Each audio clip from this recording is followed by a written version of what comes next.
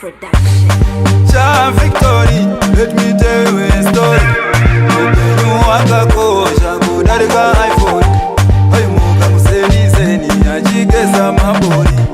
Uboda boda mumeso weta kunge chitori. Achitora rudo rwangu, achibongwe murume.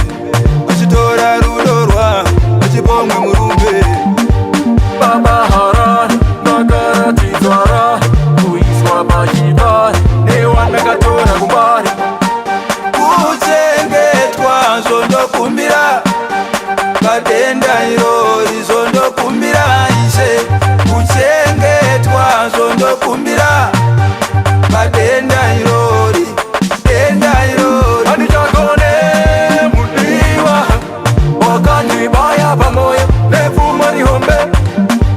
Hadi chakone mudiwa, wakati baya pamoya, nefuma ni hombe. Wandihuraya mkazi wangu, wandikuwadza pepe. Kaiwaitsira zvaive nani, wete yekedero dero. Cheo chako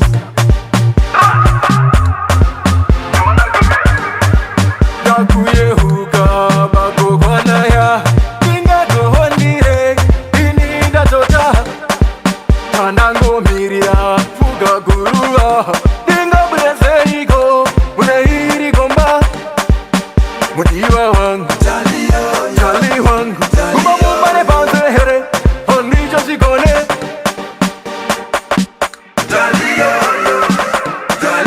Wanenguva ndaikuvunza wani asiwe wairamba, ndaisada kutaura zvanenge mashura.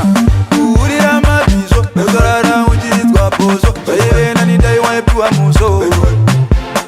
Urwere wandikuda netseka, amai amatsondisema ndarukutika.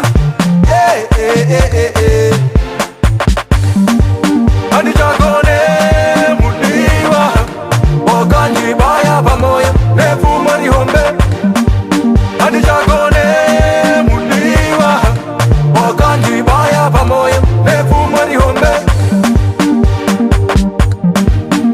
Wandihuraya mkazi wangu, wandikuwadza pepe. Kaiwaitsira zvaive nani, wete yekedero. Hadi chakone mudiwa, wakati baya pamoya, nefuma ni hombe. Hadi chakone mudiwa, wakati baya pamoya, nefuma ni hombe. Maharan, nagara tizara, kuiswa bajita, newa megatora kumbari. Kuchengetwa zondo kumbira, kadenda irori zondo kumbira